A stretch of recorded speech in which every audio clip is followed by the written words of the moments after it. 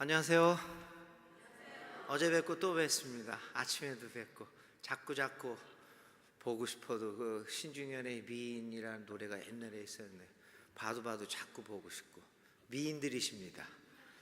자꾸 보고 싶으니까. 안 보고 싶으세요? 별 반응이 없으니까 제가 미남은 아니군요.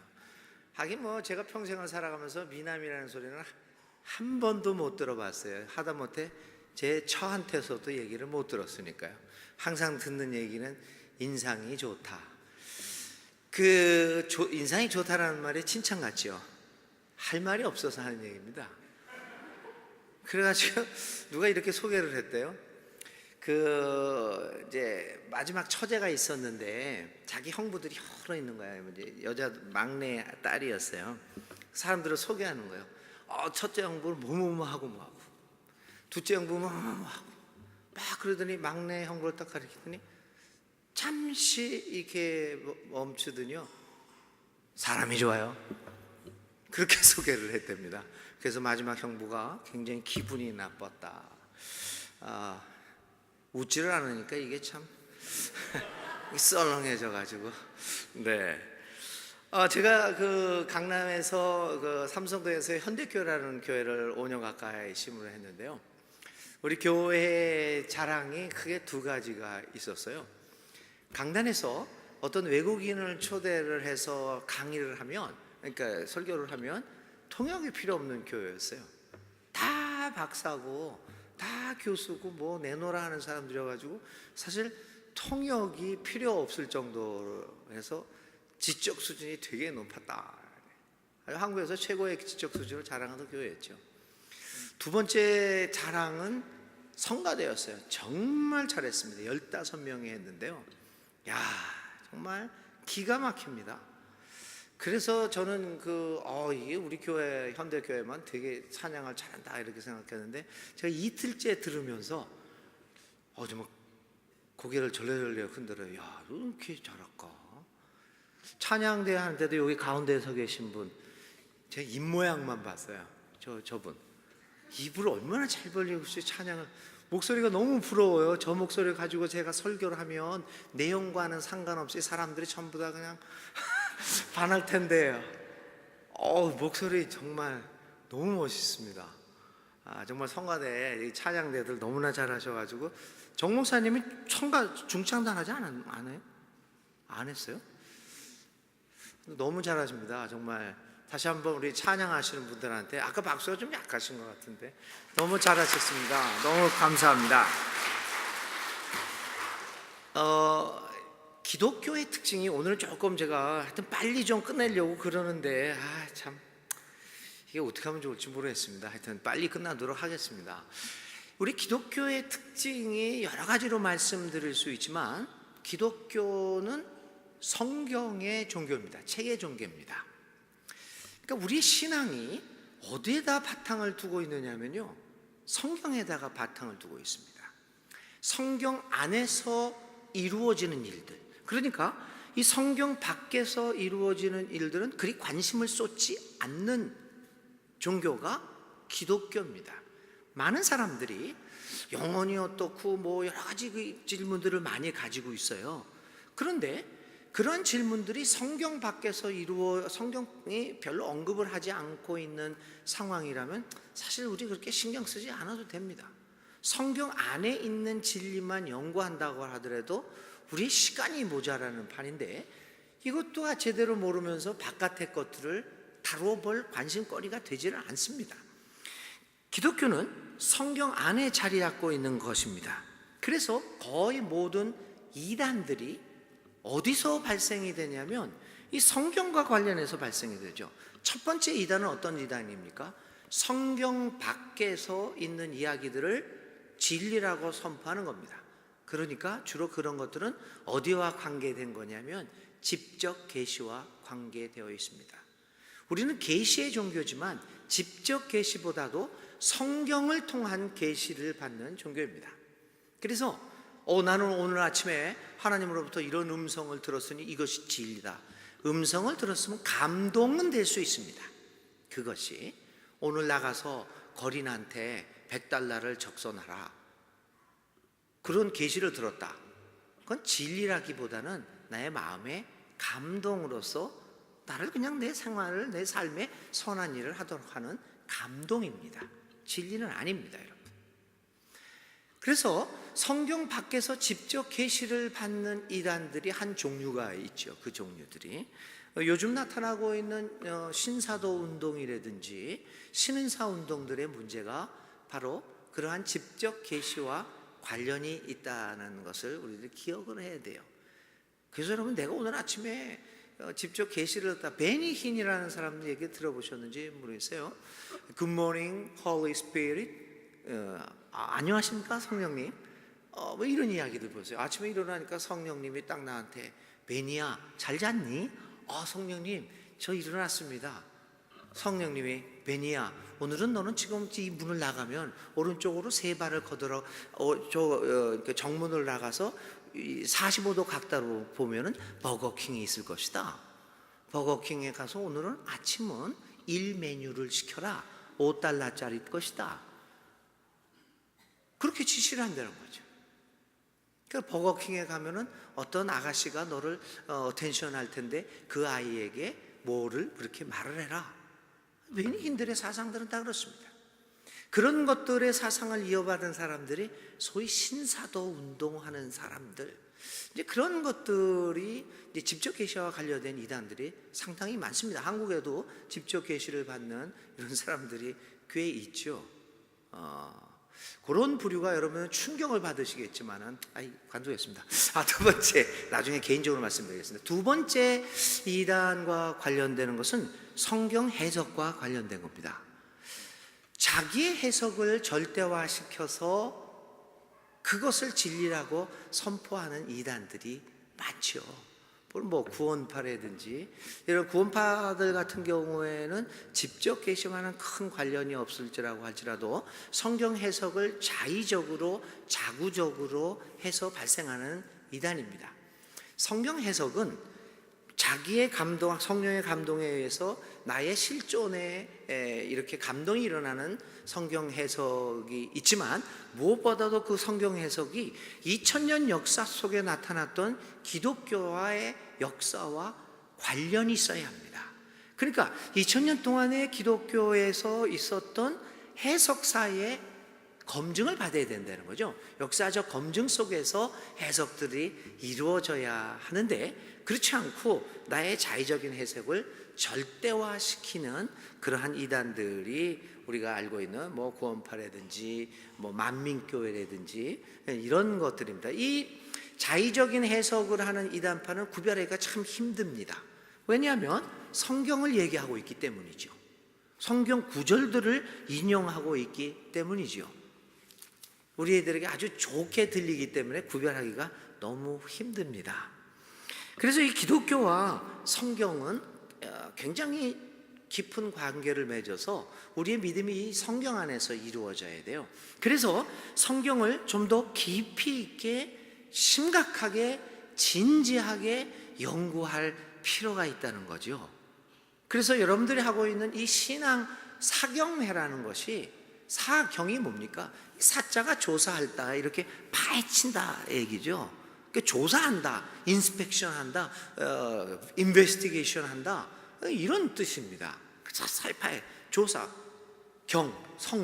성경을 이게 어떤 말인가 해서 깊이 연구해 보는 게 사경회죠. 부흥회는 여러분들의 감정을 건드려서 순간적으로 어떤 결과들을 만들어내려고 하지만, 이 사경회는 성경을 깊이 연구해서 나중에 그렇구나, 하나님의 말씀이 이렇게 깊이가 있고 살아 움직여서 양날이 새어있는 날쌘 검과 같아서 우리의 마음과 혼과 뼈까지도 쪼개어서 나를 변화시키는구나, 가치관이 변화되고 삶이 스타일이 변화되어지는 그러한 결과를 낳습니다.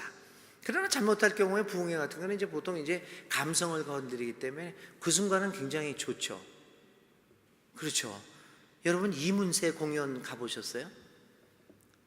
가보신 분들 있고, 이문세 있잖아요. 그거 광화문 덕수궁 돌담길 걸어가면 언덕 위에 자그마한 성당, 뭐 교회, 우리의 향수를 불러일으키는 이 이문세. 저 가거든요. 점실 그 운동장에서 5만 명이 모여서 그거 하는데 정말 센치해지고 너무 좋더라고요. 그때 비만 내려줬으면 우리 다 울었을 거예요. 그런데 잠실 그 주경기장 나오면서 싹 잊어버려. 그 순간에 뭐 온 세상을 가진 것 같더라고. 옆에 있는 아내가 그 돌담길을 내가 못 걸었던 게 한이 되는 둥, 예대인이 생각나는 둥, 그거는 안 되지만 하여튼 그 순간만큼은 완전하는데 딱 경기장 나오면서 생각이 쌓이죠. 뭐 그랬나? 이 감성이라는 게 사실 그렇습니다. 그래서 성경을 진지하게 연구해서 그 성경이 진정으로 우리의 가슴을 쳐서 우리의 삶의 스타일들을 바꿔주는 그러한 영성적인 수준으로 나아가야 되죠. 이제 기독교와 성경. 그래서 사경회가 중요한 이유가 그렇습니다. 성경을 가끔 이렇게 특별한 기간 동안에 좀 더 깊이 있게 한번 연구해 보는 것, 이것이 사경회의 특징이라고 말씀을 드릴 수 있습니다. 베레아 교회라는 게 내가 있었어요. 베레아 교회는 이 성경에 이렇게 얘기합니다. 그쪽 사람들은 신사적이어서 날마다 그 성경 말씀이 그러한가 하여 자세히 깊이 생각을 해봤다. 베레아 교회들은 그랬습니다. 근데 그 반면에 고린도 교회는 어떤 교회였냐면 감성 공동체였어요. 난리했죠. 뭐 그냥 여기저기서 질서 없이 뭐 감성이 나니까 질서가 없어지잖아요. 그러니까 이쪽에서 하고 저쪽에서 이러고 난리라고 방언이라는 것들하고 사실 베레아 교회 같은 데서는 방언이라는 게 없었어요. 여러분 팔레스타인에 있었던 유대 교회에서는 그러니까 예수님의 첫 제자들 사회, 첫 제자들이 이루어진 공동체에서는 방언이라는 게 없었어요. 다 알아듣는 이야기로 했습니다. 그런데 이 기독교가 고린도나 이 소아시아 이쪽으로 전파되면서 발생한 문제가 방언의 문제입니다. 왜 그러냐면 소아시아에는 이단 종파가 아니라 이방 종교죠.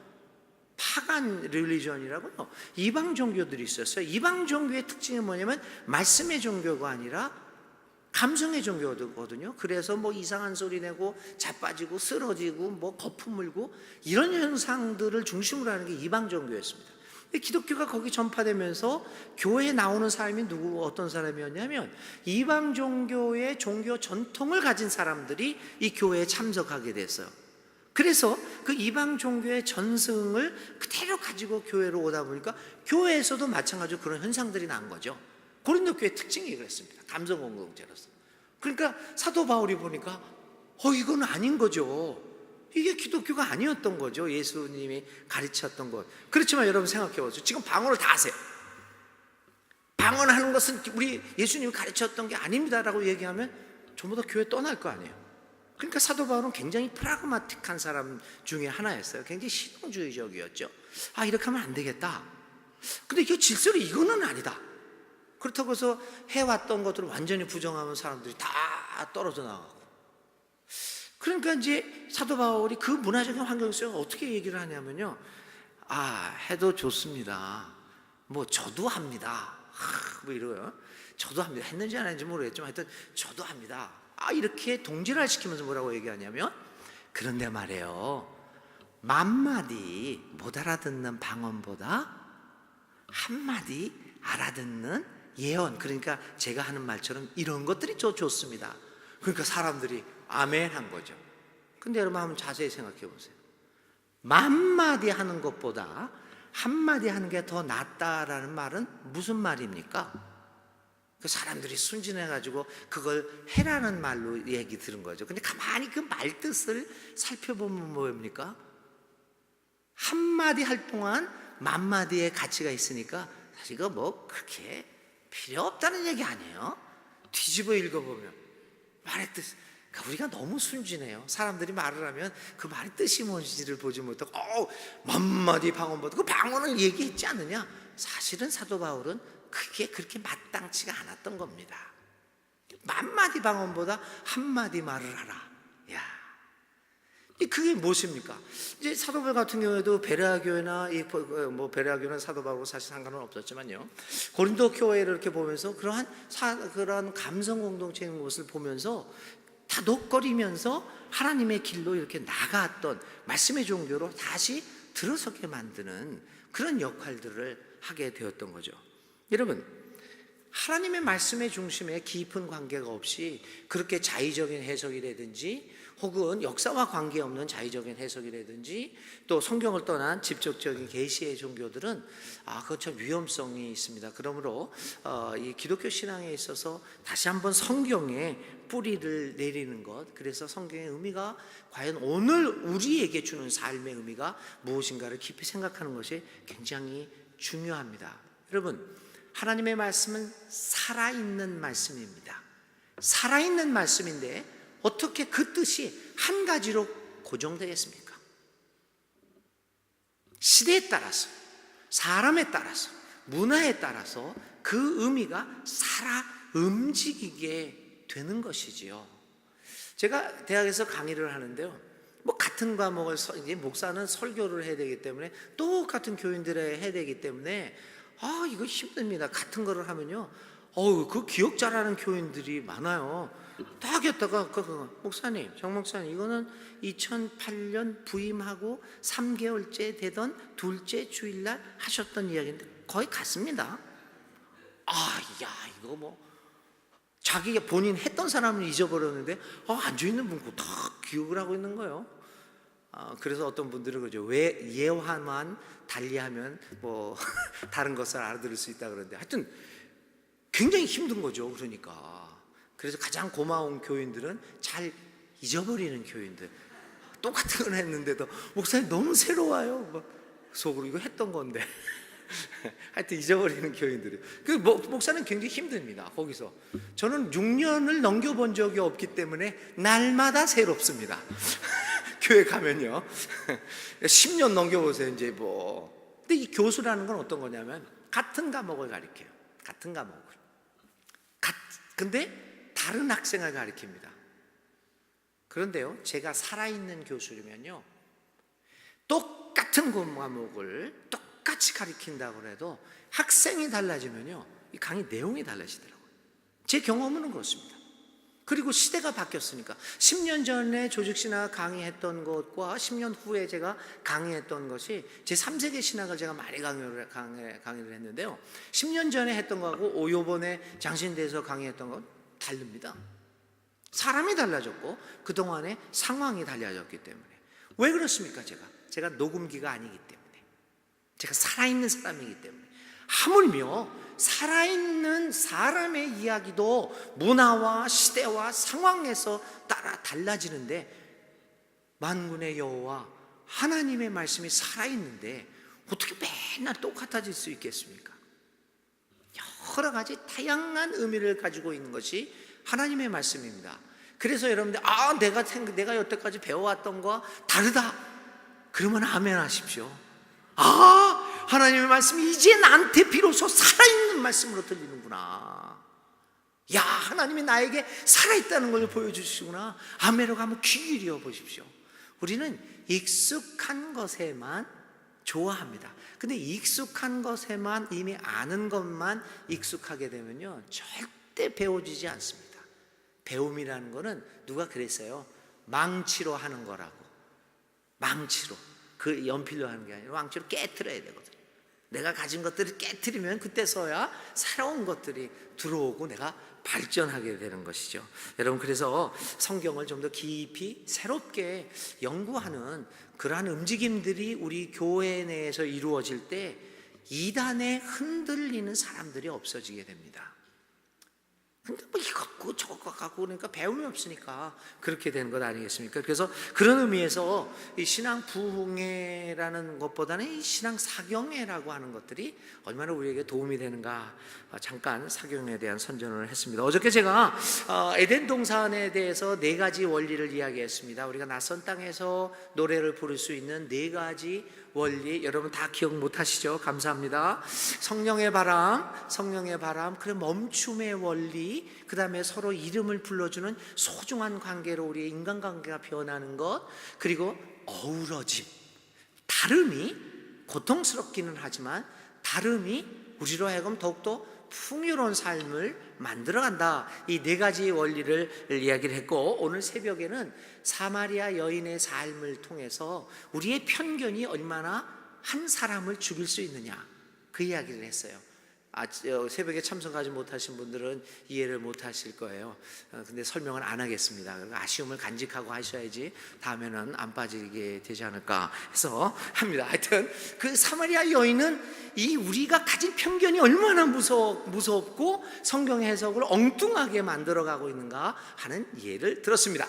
중요한 것은, 그렇지만 이 사마리아 여인이 오래된 펌프처럼 물이 솟아나지 않은 상황에서 예수라고 하는 생수의 한 바가지가 부어짐으로써 맞은 물처럼, 그래서 이 안에 내재하고 있던 끝없는 샘물이, 시원한 물이 쏟아져 나왔다는 것을 예를 들면서 오늘 우리들에게 메마른 펌프, 오래된 펌프와 같은 우리 이민자의 삶에서 다른 어떤 것이 아니라, 형식이 문제가 아니라 본질적인 예수 그리스도의 영성이 회복됨으로써 그 예수 그리스도의 영성의 생수의 물 한 바가지가 오래된 펌프와 같은 내 삶에 부어질 때 이 삶 속에서 샘물이 터져나와 낯선 땅에서도 우리는 충분히 주의 노래를 부를 수 있는 삶으로 변화될 수 있다.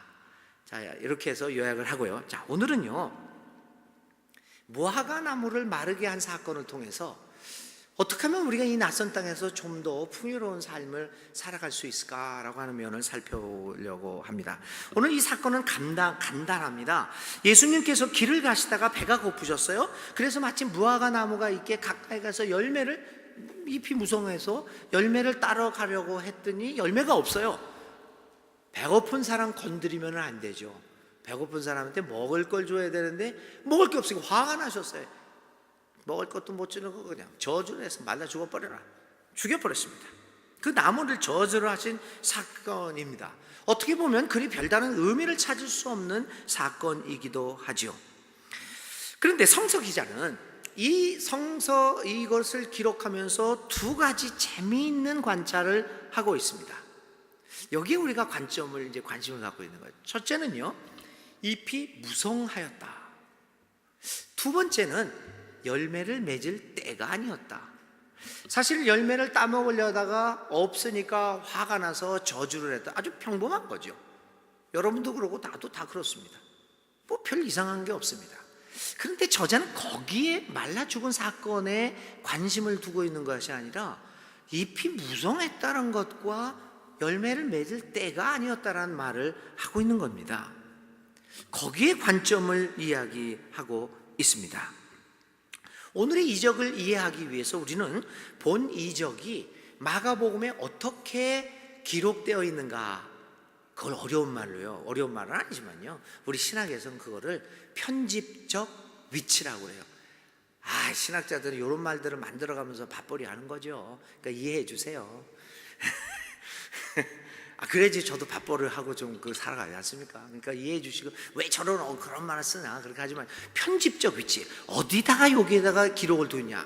자, 요 무화과 나무의 고사 사건은 바로 전에는 예수님의 예루살렘 입성 사건이 나오죠.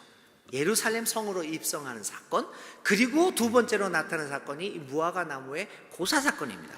그리고 무화과 나무 고사 사건이 나온 바로 뒤에 11장 15절, 거기에는 뭐가 나오냐면요, 예수님께서 예루살렘 성전에 들어가서 예루살렘 성전에서 장사하는 사람들을 다 내쫓는 사건이 나옵니다.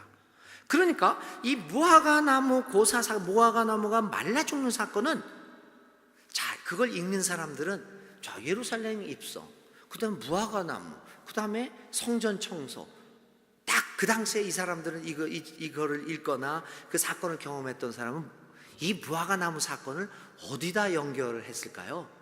예루살렘 성과 연결을 한 겁니다.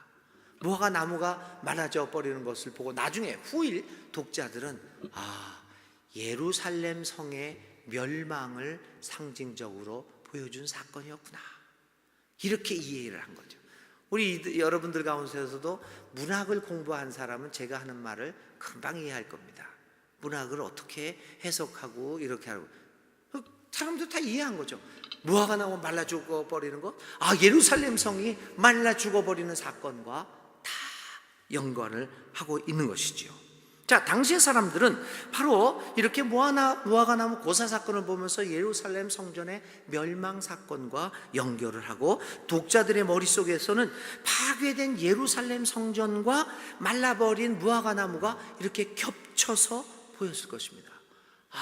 그때 예수님의 그 사건이 그거였구나. 이런 기록 배경을 염두에 두고 오늘의 사건을 바라볼 때 우리가 받는 하나님의 메시지는 무엇일까? 그리고 그것이 우리의 낯선 땅의 삶과 어떤 관계가 있을까 한번 생각해 봅시다. 먼저 하나님의 나라는요, 그 잎이 무성하다라는 것을 이야기하면서 이 마가는 이렇게 얘기합니다. 하나님의 나라는 잎이 아니라 열매를 중심으로 이루어지고 있다라는 말입니다. 이 말은 오해가 있을 수 있는 말입니다. 왜냐하면 어떻게 해서든지 결과만 좋으면 되지 않겠느냐라는 말로 해석되어질 수도 있기 때문입니다. 그러나 그런 것이 아닙니다. 여러분, 여기서 중요한 것은 열매를 중심으로 한다는 것은 결과를 중심으로 한다, 혹은 업적을 중심으로 한다는 말과는 틀립니다. 열매는 그게 아닙니다. 열매는 내용을 중요시한다는 말입니다. 결과는, 업적은 그것이 과연 우리의 삶과 무슨 관계가 있는가, 관계가 없다고 하더라도 눈에 보여지는 그 물건으로, 결과물로 보게 됩니다. 열매는, 여기서 얘기하는 열매는 그렇지 않습니다. 열매는 우리의 삶과 직접 연관을 갖고 있고, 우리의 삶에 영향을 주고 우리의 삶을 변화시키는 그런 것들을 열매라고 합니다. 그래서 하나님의 나라는 겉으로 보여지는 결과나 업적이 아니라 내용을 가지고 있는 열매를 중심으로 하고 있습니다. 하나님의 나라는 어떠한 내용을 가지고 있느냐가 큰 관심사가 된다는 의미입니다. 그런데 오늘 마가는 이 무화과 나무가 열매는 없는데 잎은 무성한 것을 보여주고 있어요. 업적은 굉장히 많습니다. 결과물들은 굉장히 많습니다. 그러나 그 안에 열매가 없다는 것을 보여주고 있습니다. 그러면서 이 글을 읽은 독자들은 이렇게 생각한 거죠. 그렇구나. 우리가 옛날 예루살렘의 종교를 보니까, 유대 종교를 보니까 뭐 이것도 하고 저것도 하고 뭐 율법에 그렇게 잘 지켜나가고 그렇게 화려는 했지만 그 속에서는 신앙이 맺을 수 있는, 믿음이 맺어질 수 있는 열매라고 하는 것들은 없었구나. 우리는 잎만 무성한 사람들이었구나 라고 하는 것입니다. 하나님 나라에서는 잎이 무성한 무화과 나무 같은 존재든 자리만 차지하고 있지 아무런 소용이 없는 존재들입니다. 사실 여러분, 오늘과 같은 세상에서 외모를 중심으로 살아가는 요즘과 같은 세상에서 내용을 중요시하는 일은 참으로 어렵습니다. 다 겉 포장지를 중요시하는 세월 속에서 내용을 아니다, 내용이 중요하다라고 이야기하는 것은 참으로 어렵습니다.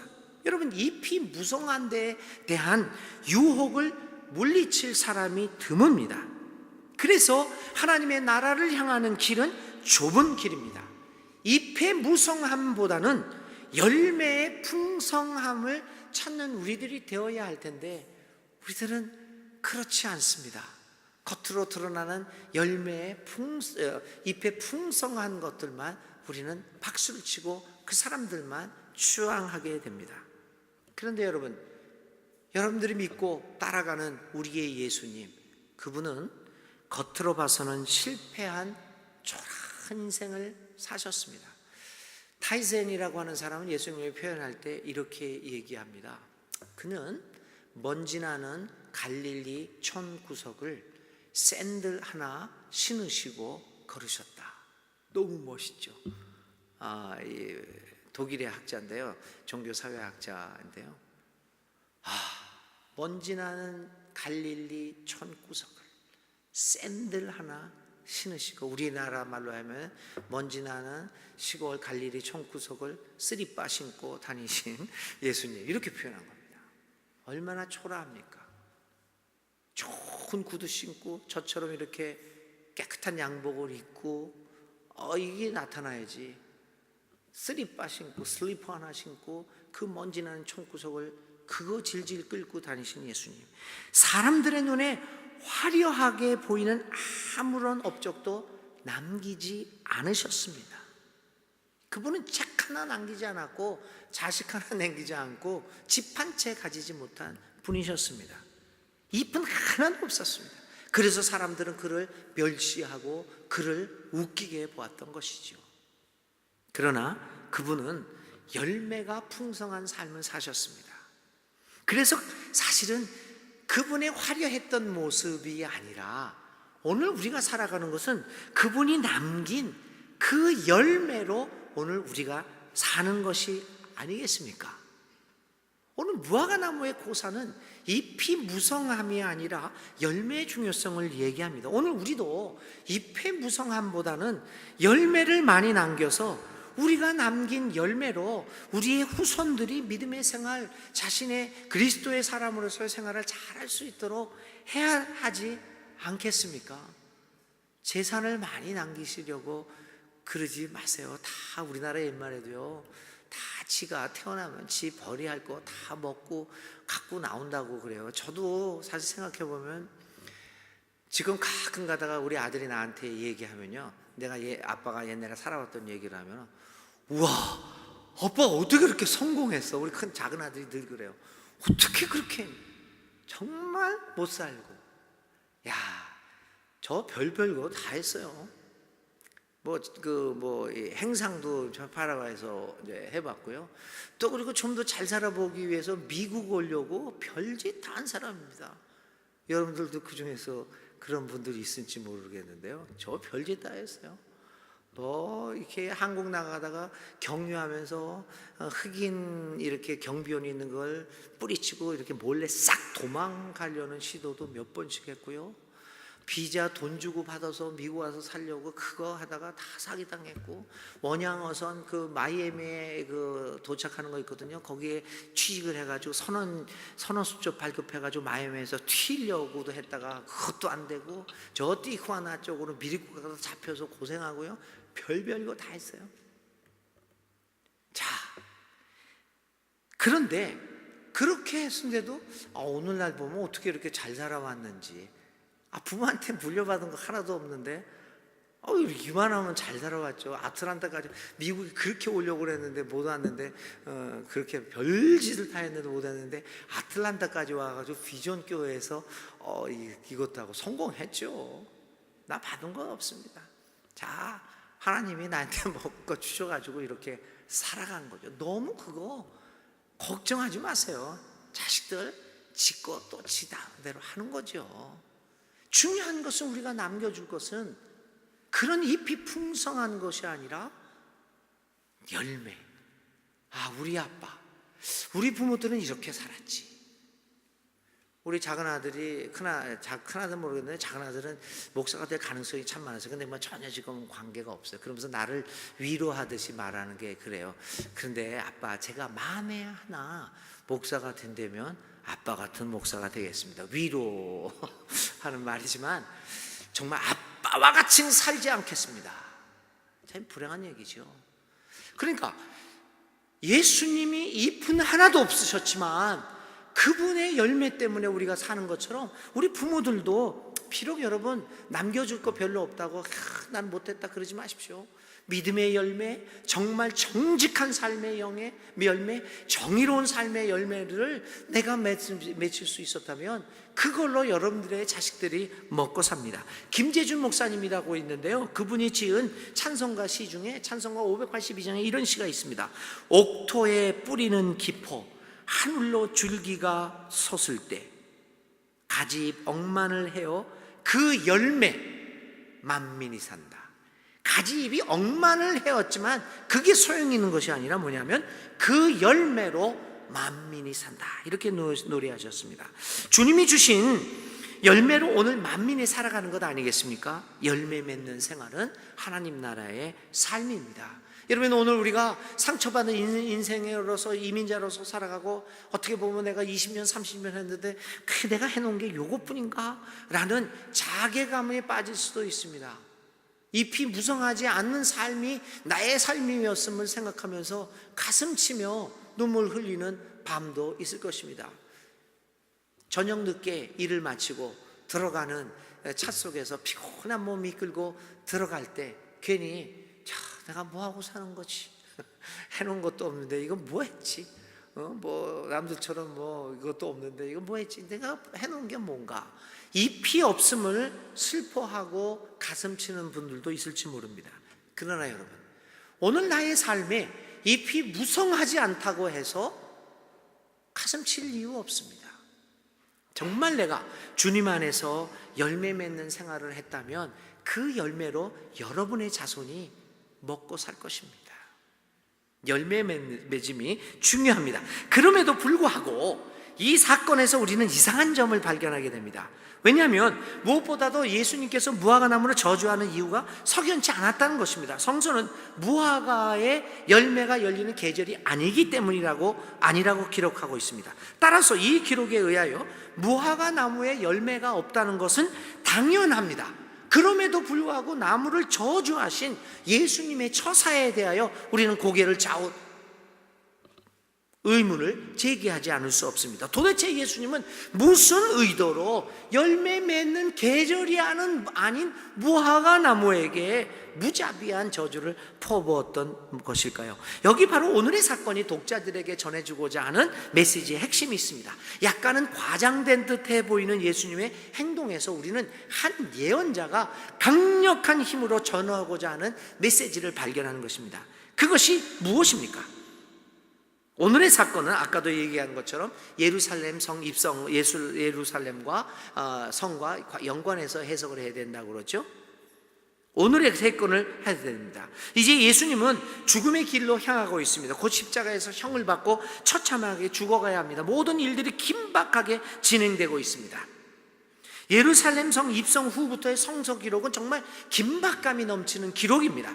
이런 긴박한 분위기 속에서 오늘을 해석해 보면요, 하나님의 나라는 언제 어느 때에 올지 모르는 나라, 긴박성이 하나님 나라의 또 다른 측면입니다. 아무도 생각지 못하고 있는 그 시간에 임하는 것이 하나님의 나라라고 하는 것을 우리에게 가르쳐주고 있습니다.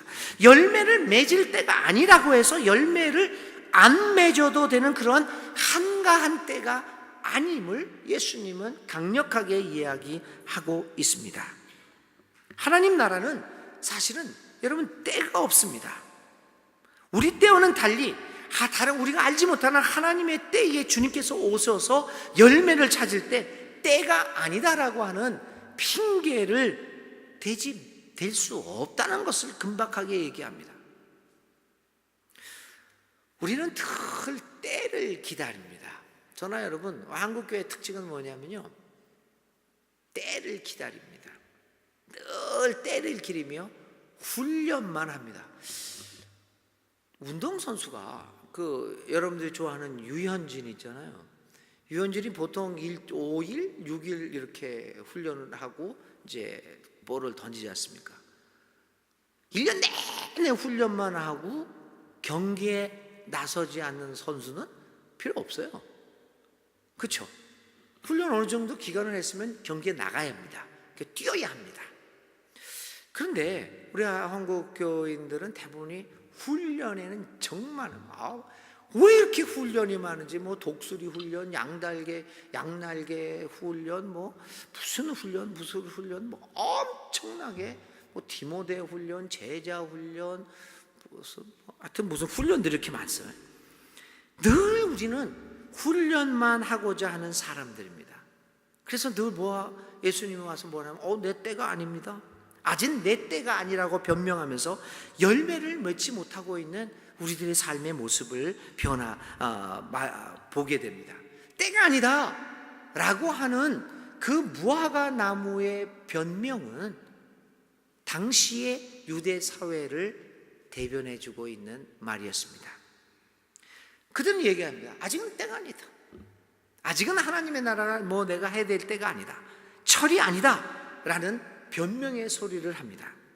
무화과 나무는 자신을 저주하는 예수님을 향하여 반발하고 있는 것입니다. 너무한 것 아닙니까?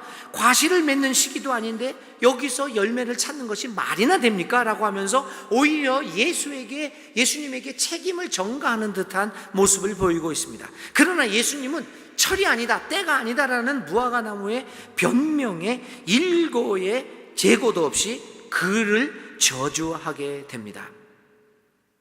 하나님 나라는 아까도 말씀드린 것처럼 시급함을 요구하는 것입니다. 그래서 예수님께서는요, 시기를 가리지 않고, 때를 가리지 않고 병자들을 치료해 줬고, 때를 가리지 않고 죽은 사람을 살리기도 합니다. 특히 여러분, 성숙한 사람에게는 때가 없습니다. 성숙한 사회의 사람들은 아직 아니다라는 얘기를 안 합니다. 즉각 열매를 내놓습니다. 왜냐하면 이미 충분한 열매를 맺기 위한 충분한 시기를 거쳤기 때문입니다. 그래서 성숙한 사람들에게는요, 때가 없습니다. 그래서 그는 매 순간마다 열매를 맺습니다. 오랜 시기를 거쳤음에도 불구하고 때가 아니기 때문에 열매가 없습니다 라고 하는 것은 구차한 변명이며 하나님 나라에서는 통용될 수 없는 대답입니다. 오늘 무화과나무의 고사는 그걸 얘기하는 겁니다. 예루살렘 성, 유대교, 아니 지금까지 하나님을 섬기고 하나님이 그렇게 인도함을 보내주셨는데도 아직도, 아니 그렇게 수많은 시기를 거쳤는데도 아직도 유대교는 입만 무성하고 때가 아니니까 팔짱을 끼고 열매를 맺지 못하고 있는 유대교 지도자들을 상징하고 있는 것이죠. 이미 예루살렘 유대교는 이미 성숙한 나무로서 언제나 그 열매를 맺고 있어야 한다는 것입니다. 이미 열매를 많이 맺고 있어야 하는 유대교에서 예수님께서 당연히 때와 상관없이 열매를 찾는 것은 매우 자연스러운 행동입니다. 여러분, 성숙한 사람들에게, 때가 아니라 아무 때나 가서 성숙한 사람들에게 어떤 삶의 내용을 요구하는 건 당연한 겁니다. 언제 어디서나 무화과나무로 상징되는 유대교, 수많은 성숙의 시기를 이미 거쳤던 유대교, 이미 성숙한 나무로 성장하고 있었을 것이라고 생각되어지는 유대교에는 언제 어디서나 하나님 나라의 열매를 맺고 그 열매를 보여주어야만 했던 것이죠. 여러분, 이미 오랜 세월 동안 하나님을 경험했고 그 역사의 현장에서 살아온 그들이 아직도 때가 아니다 라고 하는 타령을 하고 있다면 큰 문제가 아닐 수 없습니다. 오늘 우리들은 혹시 무화과나무와 같지 않습니까? 때가 아니다라는 변명으로 늘 아직도 훈련만 거듭하고 있고, 때가 아니기 때문에 나는 열매를 맺을 수 없다라는 변명을 하고 있는 사람들은 아닙니까?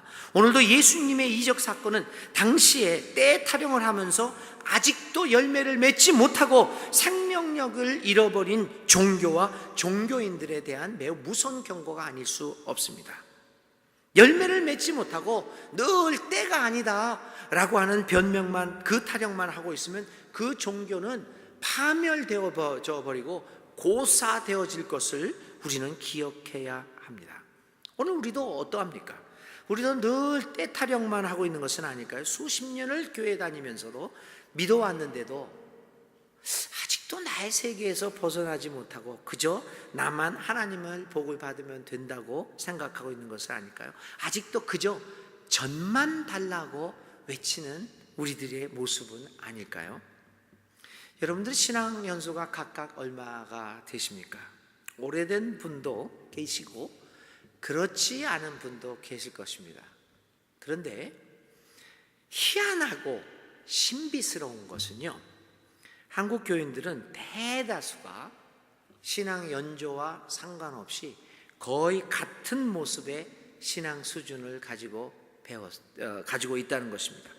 어렸을 때 교회 학교에서 배웠던 그 성경 지식과 해석의 수준을 거의 벗어나지 못하고 있는 것이 오늘 한국 교회의 목회의 현장의 모습입니다. 가인과 아벨이요, 제사를 드려요. 저 어렸을 때 그 얘기 교회학교도 많이 들었죠. 근데 가인의 제사는 받지 않고 아벨의 제사는 받아요. 왜 그랬을까요? 왜 가인은 안 받고 아벨은 받았을까요? 여러 가지 해석들이 있었죠. 가인은 말이야, 그냥 이렇게 쭉 보다가 이거 드리자, 드렸다는 거예요. 어렸을 때 그렇게 배웠어요. 근데 아벨은 정성껏 좋은 거 해가지고 가장 좋은 거를 예수님한테, 하나님 받았다. 그래서 하나님은 엉터리 이런 게 쭉 하고 버리는 한 가인의 거는 받지 않고 정성을 다해서 좋은 것들을 바친 아벨의 제사를 받았다. 그래서 제가 어렸을 때 배웠던 것이 뭐냐면, 선생님들한테 세뱃돈이 아니라 그 헌금이잖아요. 세빠돈이라고 그랬는데, 그때는 새돈으로 갖다 바치라고 그래가지고 어머니나 우리 다 어른들 그러셨어요. 새돈만, 그때는 새돈이 참 귀했잖아요. 집에 새돈만 나면 이거 헌금 드려야지, 여기다 이렇게. 그래서 가끔 노인네들 성경책 뒤져보면 돈이 나와가지고 우리 그거 빼먹는 재미에 살기도 했는데요. 다 이거 여기다 이렇게 했잖아요. 그거 새거를 바쳐야 된다. 좋은 영향도 많이 미쳤죠. 그렇죠? 헌돈이 있으면은, 여러분 기억나세요? 헌돈이 있으면요, 다리미를 이렇게 다렸어요. 요즘 같이 그냥 이렇게 탁 던지는 거하고는 좀 차이가 있었죠. 그럼 좋은 영향이었습니다. 그런데 그 외에 가인은 그 농산물을 바쳤고, 아벨은 가축을 바쳤기 때문에 예수님의 피를 상징했기 때문에 이렇다 저렇다 이야기를 했습니다. 저 그런 줄 알았어요. 근데 가만히 세상에 좀 더 배워가면서 느끼면서, 그럼 하나님도 새 걸 좋아하나? 그러면 메이커를 드리면 더 좋아하나?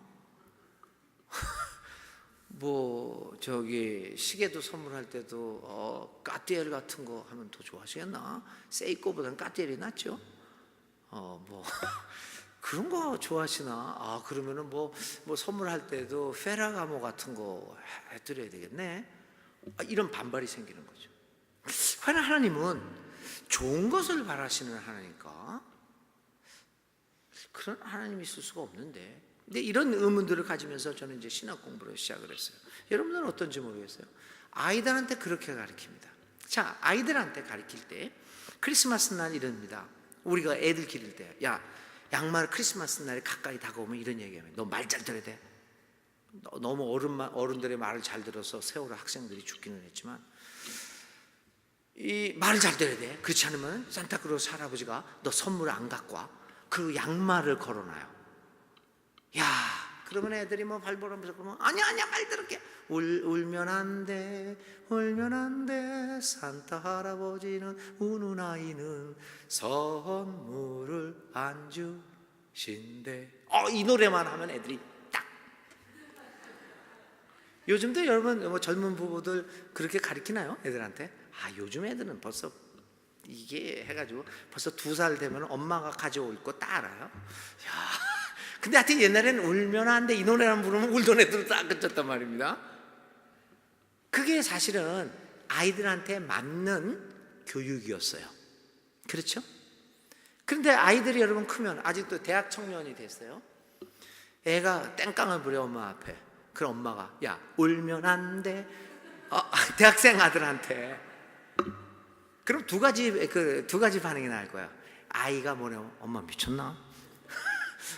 이렇게 얘기를 하고, 두 번째는, 만일 여러분의 대학생 아들이 울면 안 돼, 그래서 울음을 딱 그쳤다.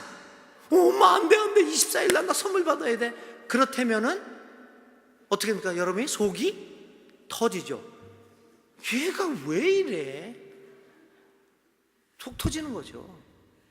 이게 무슨 소리냐면요, 신앙의 가르침도요, 어린아이의 수준에 맞춰서 가르쳐서 이해하게 만드는 것이 있고, 어른들한테 수준에 맞춰서 가르쳐야 되는 수준이 있는 거죠.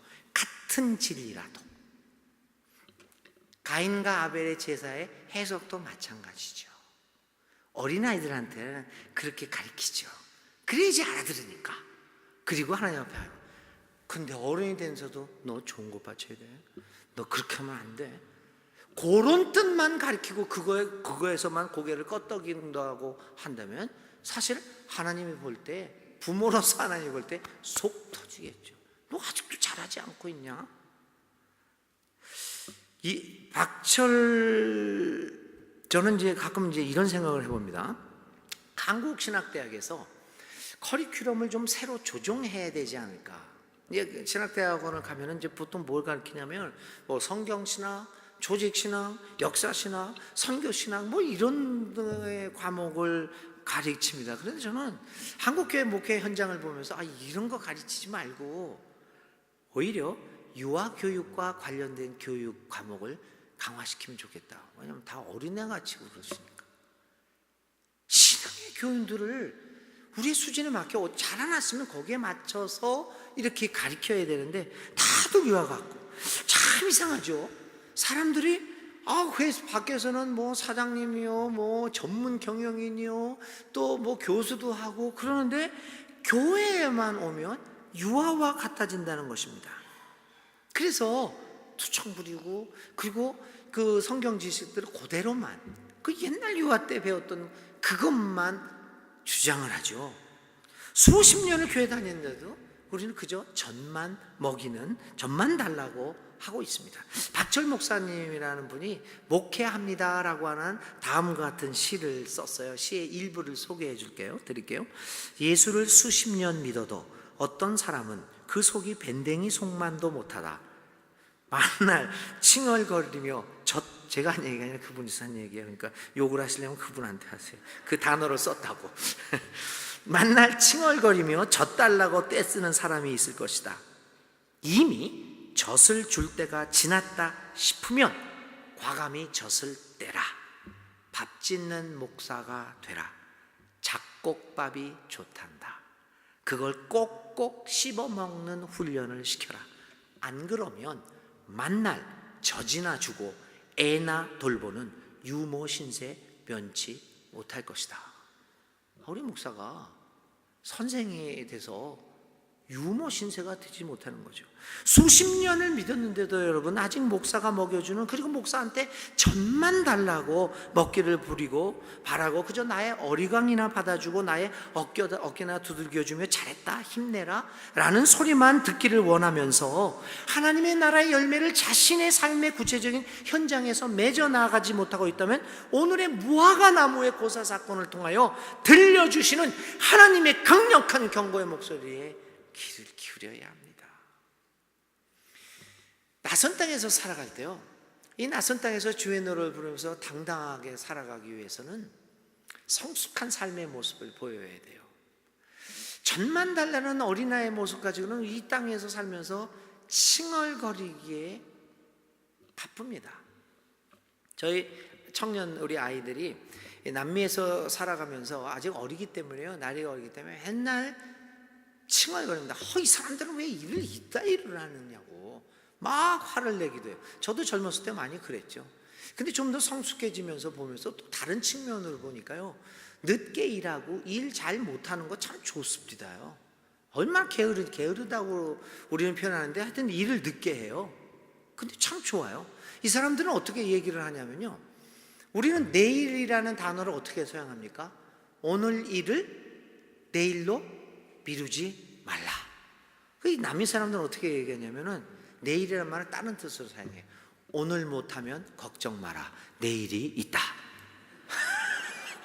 그렇게 생각하니까 이거 오늘 못하는 거 뭐 내일 하면 되는데 뭐. 근데 우리는 오늘 다 해버려야 되니까 부닥치죠. 그래서 막 성질도 내고 그러는데, 근데 제가 좀 더 성숙해져서 라틴 아메리카 사회를 이해하고 성숙한 맛으로 보니까 칭얼대지 않고 그래 내일이 있지 이런 마음이 되니까 그 사람들이 이해하게 되고 성숙한 입장에서 이해하게 되니까 그 낯설었던 땅이, 그 척박했던 라틴 아메리카 땅, 못 살 것 같은 그 라틴 아메리카 땅이 오히려 살기 좋은 사회로 내가 받아들이게 됐다는 거죠. 낯선 땅에서 어린아이의 모습을 가지고서는 불평, 불만만 나올 수밖에 없습니다. 교회에서도 마찬가지입니다, 여러분. 정말 마음에 안 드는 거 얼마나 많습니까? 요즘은 제가 목사가 돼서 목사에 대해서 잘 비판을 안 하고 내가 돼보니까 또 아니더라고요. 남 앞에 서보면. 근데 사실 보면은 승질 나는 거 얼마나 많습니까? 여러분, 그렇죠? 정 목사도 정 목사님에 대해서 승질 나는 거 되게 많을 거예요. 다 참으시니까 그렇지. 고맙게 생각하세요. 다 참으시니까 그런 거지. 뭐 사실 그거 얘기해 보면은 그러잖아요. 그런데 온 교인이 어린애가 돼가지고 그 안 좋아 보이는 거 불평 불만만 하고 있으면 이건 낯선 땅입니다. 여기 지옥입니다. 지옥이 다른 데가 없습니다. 천국은 어떤 나라를 천국이라고 얘기합니까? 성숙한 사람들이 모여서 성숙한 관계를 이루어 나가는 게 하나님의 나라죠. 오늘 제가 이민 생활을 40여 년 이상 이렇게 해보면서 이 낯선 땅을 나의 땅, 익숙한 땅, 살만한 땅, 그래서 그 땅에서도 주의 노래를 부를 수 있게 만들 수 있는 것은 바로 나의 성숙함에 달려 있습니다. 내가 열매를 맺을 수 있는, 또 맺고 있는 삶을 사느냐 살지 못하느냐에 있다는 것이죠. 하나님 나라를 향하는 맺는 생활을 하고 있느냐 않느냐, 아니면 나는 그냥 젖먹기만 바라는 신앙에서 벗어나지 못하고 있느냐, 그것이 오늘 우리의 낯선 땅을 살만한 곳으로 만드느냐 그렇지 못하느냐에 달려있다는 것입니다. 여러분들도 유모 같은 목사보다는 오히려 우리 자신의 삶을 일깨워주고 방향을 제시하면서 내가 알지 못하고 있는 미지의 신앙세계를 보여주는 목사들을 선호하셔야 됩니다. 그저 내 엉덩이나 두들겨주고 그래 오이오이오이. 제가 개를 한 마리 어쩔 수 없이 기르는데 우리 아들이 데리고 와가지고 우리 개 보면 어떡하냐면 이름이 엘이에요. 우리 첫 아이 이름은 보아였는데 보아야 그러면 애가 또 꼬리 흔들고 뭐 너무너무 좋아합니다. 그럼 기분 좋죠. 저도. 여러분, 이런 거 언제까지 이렇게 하겠습니까? 유머 같은 목사보다는 여러분들을 모르는 것을 이야기해서 조금 고통스럽기는 하지만, 그러나 정말 모세와 여호수아처럼 이리 가자라고 방향을 제시하고 어디가 하나님의 나라고 어디가 생명과 진리의 길로 인도하는 것인가를 보여줄 수 있는, 오리엔테이션을 해줄 수 있는 목사들이 많아지고, 또 그런 목사들을 존경해주는 교인들이 많아질 때 이 낯선 땅이 살만한 땅으로 변화되어질 것입니다. 그럴 때 예수님께서 오셔서 잎이 무성한 것보다는 열매가 풍성한 우리 교회를 보시면서 자랑스럽게 여겨질 것입니다. 철타령을 하면서 열매를 맺지 못하고 있는 무화과 나무처럼 살지 말아야 합니다. 열매를 맺지 못하는 교회나 열매를 맺지 못하는 나무, 때가 아니다라는 변명만 늘어놓고 있는 사람들, 교회의 특징은 뭐냐면 잎만 무성합니다. 얼마나 잎이 무성하고 화려했으면 멀리서도 보일까요? 잎이 무성하고 요란하면 할수록 열매가 없다는 것이 역설적인 진리입니다. 그것이 오늘의 본문이 보여주고 있는 패러독스죠. 역설입니다. 잎이 무성하면 열매가 없어요. 희한하죠. 모든 제도와 성전의 규모가 화려함을 넘어서 요란해서 잎만 무성해지면 그 속에서는 정작 우리를 먹고 우리를 살려주는 열매를 찾아볼 수 없다는 것입니다. 여러분, 잎이 무성한 종교는 이 종교들은 열매를 오히려 맺지 못해서 그 사회에서 거치장스러운 모습으로 되고 사람들에게 손가락질을 받게 됩니다. 종교사에서는요, 한 종교가 멸망의 길로 들어서게 되는 원인을 약 3가지로 들고 있습니다. 그건 모든 종교에 통하는 것이죠. 첫 번째는 성직의 매매와 세속화, 직업화입니다. 성직이 매매되죠. 그리고 성직이 직업화됩니다. 그리고 성직이 세습화됩니다. 왜 세습화될까요? 좋으니까. 이익이 많으니까. 여러분 자녀들한테 나쁜 거 물려주려고 합니까? 돈 잘 버는 장사 물려주려고 가지고 맨날 망해가는 장사 네 하라고 그럽니까? 남한테는 팔지만. 그렇죠? 안 합니다. 좋으니까 세습하는 거죠. 그래서 종교가 세습이 이루어지게 되면, 직업화가 되고 세습이 이루어지면 종교가 고려시대 불교가 그랬고요. 중세 가톨릭이 다 그랬어요. 가톨릭이 어찌나 나중에 가톨릭 사람들이 이제 신부가 결혼을 안 하죠. 처음부터 그랬던 건 아닙니다. 처음부터 그랬던 건 아니고요. 13세기 말에서 14세기 초에 들어올 때 성직자들은 결혼해서는 안 된다라고 하는 것을 교황의 칙서로 발표하게 됩니다. 그 이유가 뭐냐면, 당시에 유력한 주교들은요, 다 여자들이 많았어요. 서너 명의 부인이 있었어요. 그리고 아들들이 많았습니다. 그 아들들이 내가 좋은 교구를 담당하고 있잖아요. 그 교구에 주교로 세습이 된 거예요. 그리고 땅이 그대로 세습되고, 그러니까 보다 못해서 안 되겠다. 이게 너무 타락을 하니까 좋은 자리가 다 세습되고, 그러니까 타락하다 보니까 교황청에서 13세기 말 14세기 초에 모든 성직자는 독신해야 된다. 이 독신을 법제화시킵니다. 세습화되니까. 이 성직의 매매와 세습화를 종교 타락의 멸망의 첫 번째 원인. 두 번째는 믿음의 문화화와 세력화입니다. 기득권화. 그러니까 한 종교인이 된다는 것이 그 사회에서 기득권자가 된다는 것을 의미하게 될 때, 프랑스의 스탕달의 적과 흑이 그거를 적나라하게 보여주지 않습니까? 이 적색은 군인들 이런 세력들을 얘기했고요. 흑은 승려 계급이었잖아요. 이 적과 흑에서 이 흑으로 대표되는 이 승려의 계급, 그러니까 신부들의 계급, 종교의 계급이 된다는 것은 세상에 기득권화가 됐다는 것을 이야기했죠. 그래서 믿음의 문화화와 문화화, 액세서리처럼 된 거죠. 기득권화죠. 세 번째는요, 성전의 비대화. 온통 정신이 성전을 활하게 짓고 정말 크게 짓고 그냥 800년, 900년 동안 그냥 짓는 성전의 극대화를 이루어지는 것. 이 종교세는 크게 세 가지를 이야기하고 있습니다. 저는 여기에 덧붙여서 한 가지를 더 이야기를 합니다. 종교의 상업화 현상이다. 그래서 목회자와 이 상업화 현상이라는 것은 이게 비즈니스가 되는 거죠.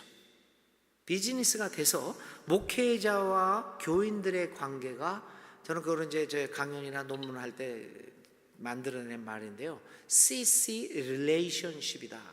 CC가 뭐냐면 CEO 하고 클라이언트, 고객과 경영인 관계가 된다. 그래서 고객들은 목사인 성직자에게 CEO니까, 자신들이 고용한 CEO니까 요구를 합니다. 이런 것들을 원합니다. 이렇게 해달라 얘기를 하고요. CEO인 나는 진리와는 상관없습니다. 진리와는 상관없이 고객들이 좋아하는 상품을 만들어내죠. 설교도 그렇고 설교도 그렇고 성경 공부도 그렇고 고객이 좋아하는 것. 제가 결혼을 하고요, 파라과이에서 살 때인데 직장을 다니다가 도저히 먹고 살 수가 없어서 장사를 했어요. 어머님이 하시던 장사로 옷 장사를 한 얼마 몇 개월 했는데요. 망했을까요? 흥했을까요? 예? 꼭 망한 사람만 목사 됩니까? 기분이 별로 안 좋네요, 이거. 망한 사람은 이것도 근데 하여튼 망했어요. 하여튼 망해서 목사 된 건 아니고, 왜 망했을까요? 저는 거기서 아주 중요한 거를 배웠습니다. 왜 망했냐면, 이제 옷가게라는데 옷을 이렇게 걸어놔야 될 거 아니에요. 그러면 이제 그 도매시장에 이제 옷을 사러 갑니다. 그러면 저는 이건 마음에 드네, 마음에 드는 걸 사요. 근데 어떤 옷은 너무 여기 파헤쳤어요. 이게 이런 옷이 있어? 이런 걸 가슴을 드러내고 무슨 자기 집인가? 이런 이따위 옷들을 왜 만들어? 마음에 안 들어, 안 사요. 그래서 제가 마음에 드는 걸 다 사왔어요. 나의 가치관 속에서 옷을 걸어놨어요. 살까요? 안 살까요? 안 사요. 장사는요, 장사는, 야, 이거 장사, 망한 사람이 이 장사 얘기를 하니까 여러분들이 웃겠네. 그러니까 망한 경험이니까 장사는요, 내가 좋아하는 게 아니라 고객이 좋아하는 게 뭔가를 제대로 알아야 성공해요. 그렇지 않습니까, 여러분? 그러나 여러분, 장사는 그렇습니다. 그러나 종교는 그렇지 않습니다. 믿음은 그렇지 않습니다. 고객이 아무리 원하지 않는다고 할지라도 하나님이 원하시고 성경이 말하는 것이라고 한다면 그 정신을 내놔야 합니다. 장사가 안 된다고 하더라도 이런 정신으로 살아가야지 그 믿음이 힘이 있고 사람들을 변화시키는 것이지, 장사하듯이 사람들이 좋아하는 것 그것만 갖다 이게 종교의 상업화 현상이죠. 오늘 여러분들 설교나 많은 것들을 들어보세요. 교인들이 원하는 거 기복신화, 성공신화. 그래서 저기 텍사스 어스틴에 있는, 난 그 사람의 이름을 절대 외우지는 못했죠. 조엘 오스틴. 잘 되는 나. 여러분, 조엘 오스틴 같은 설교를 왜 듣습니까? 상업에 팔아먹는 설교들, 비즈니스 설교를 우리가 좋아하다니 이게 말이 됩니까, 여러분?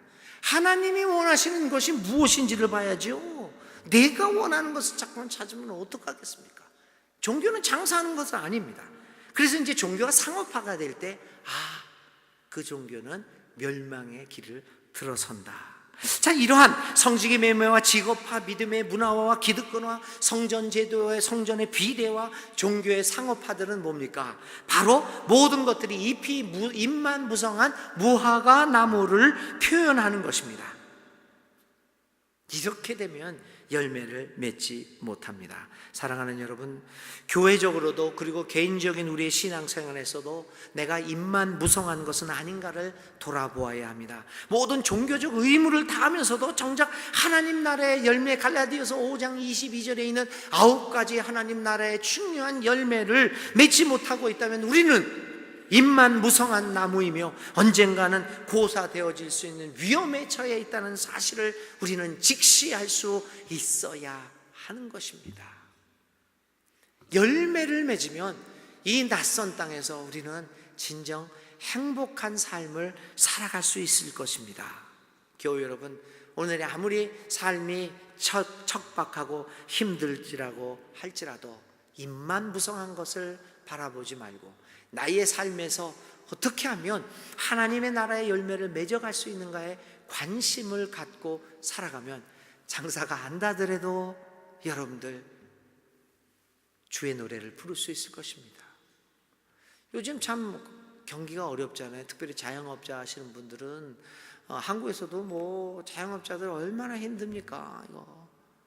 이렇게 낯선 땅과 같은 이 비즈니스 사회에서 우리가 살아가면서 어떻게 주의 노래를 부를 수 있겠습니까? 돈벌이가 안 되는데.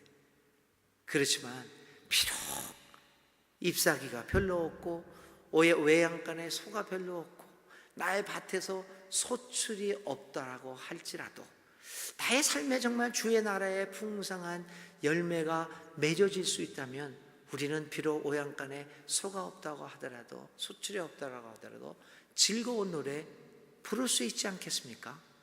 여러분, 그것이 믿음의 힘이라고 생각되지 않습니까? 왜 믿습니까?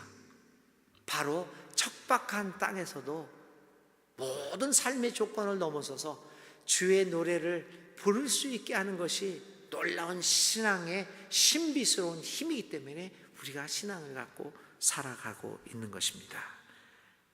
들을 귀가 있는 자들에게 오늘의 이적 사건을 통하여 주시는 하나님의 음성이 심령 깊은 곳에 들려올 것입니다.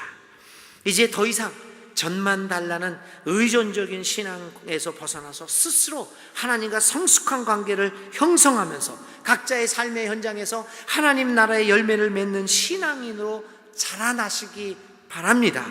잎의 무성함보다는 언제 어디서나 열매를 맺고자 하는 노력에 우리의 관심을 되살리는 여러분들 되시기를 간절히 기원드립니다. 열매를 맺으시면서 오늘도 이 척박한 낯선 땅을 살만한 땅으로 만들어 가시는 이 살만한 교회, 살만한 나의 삶, 그래서 언제 어디서나 주의 노래를 담대하게 부를 수 있는 사랑하는 비전교회 교우들이 다 될 수 있기를 주의 이름으로 기원을 드립니다. 하나님 감사합니다. 잎이 무성함보다는 우리의 삶에 작지만 풍성한 열매를 맺을 수 있도록 우리들을 도와주시옵소서. 어린아이의 신앙을 벗어나서 성숙한 신앙으로 돌아가서 우리의 삶을 돌아보고 우리의 삶을 진단하고 우리의 삶을 성찰함으로써 이 척박한 땅에서도 주의 노래를 배울 수 있는 진정한 믿음의 소유자들이 다 되게 하여 주시옵소서. 예수님의 이름으로 간절히 기도를 드립니다. 아멘.